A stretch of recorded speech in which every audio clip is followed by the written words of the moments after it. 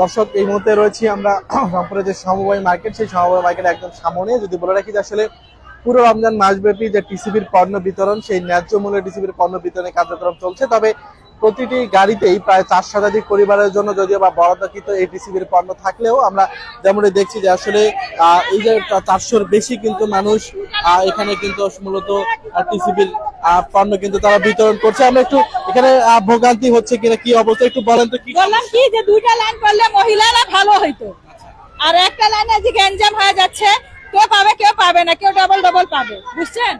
এটাই সমস্যা। একটু কথা বলতে চাই, কি চাচ্ছি, কি সমস্যা? একটা লোককে রাখবেন দায়িত্বভাবে যে লাইনটা ক্লিয়ার করতে। কেউ পাচ্ছে কেউ পাচ্ছে না, কেউ 3বার 4বার করে ঢুকে দিচ্ছে, কেউ লাইনে দাঁড়ায় আছে। আর বিরিকিচ্ছি অবস্থা, মানে লাইনের কোনো সিরিয়ালে নাই, এটা কোনো লাইনে না, এটাকে বলতে যায় কোনো লাইন না। এটা যেরকম 10-12টা কুকুর একসাথে যুদ্ধ করে সেইভাবে হচ্ছে। এই রোজা রমজানে মানুষ এইভাবে দাঁড়ায় থাকবে, লাইনের কোনো সিরিয়াল নাই। তার হয়ে থাকার পর কি পান আপনারা? পান না, পাই, কিন্তু বহু সময় পরে পাই, বহু সময়ের পরে। রোজা ধরে এসেছে, রোজা ধরে 2:30-3টা বাজে যায়। হ্যাঁ, খুব সময় লাগে, আমাদের খুব কষ্ট লাগে, আমরা খুব কষ্ট করে মালটা পাই। এখন কি চাওয়া, এই যে 400 পরিবারকে দেয়, এটা শর্ট পরে কিনা আপনাদের? আমরা তো শেষে পাইছি, এখন পরে যারা 4বার 5বার নিবে তারা তো শর্ট হবে। যারা 3বার 4বার নেয়, আমরা তো একবারে নিয়ে আল্লাহর রহমতে চলে যাই। আচ্ছা, এই যে বলেন তো, যে এখানে তো 400 পরিবারকে দেয়, আপনারা শেষে থাকলে আপনারা পান কিনা? পাই না, পাই না, পাই না। একটু বলেন তো, কি করা উচিত?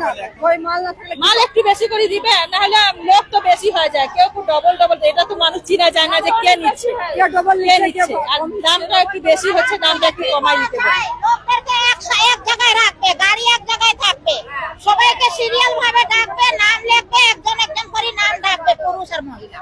আমার মনে হয় এটা সব থেকে ভালো হবে। ধন্যবাদ। দর্শক, আমরা কথা শোনার চেষ্টা করছিলাম এখানে সাধারণ যারা ভোক্তা যারা রয়েছেন তাদের সাথে। যদি বলে রাখি যে আসলে এবারে যে টিসিবির যে পণ্য, সেই পণ্য কিন্তু প্রত্যেকটি ট্রাকে প্রায় 4 শতাধিক পরিবারের জন্য বরাদ্দ কিন্তু এই পণ্য। এবং আমরা দেখছি যে আসলে শহরের যে বিভিন্ন জায়গাতে কিন্তু এই পণ্যগুলো বিতরণ করছে। এবং এখানে যে অভিযোগ, সেই অভিযোগটি হচ্ছে এমন যে আসলে একজন ব্যক্তি একাধিকবার পণ্য নিচ্ছে, আর যেখানে গাদাগাদি করে পণ্য নেওয়ার যে অভিযোগ, সেটি কিন্তু করছে সাধারণ যারা ক্রেতা রয়েছে তারা, এবং যারা লাইনে দাঁড়িয়ে রয়েছে সাধারণ মানুষ বা সাধারণ যারা সেবা গ্রহীতা, তারা মূলত বা এই পণ্যটি আসলে পাচ্ছে না।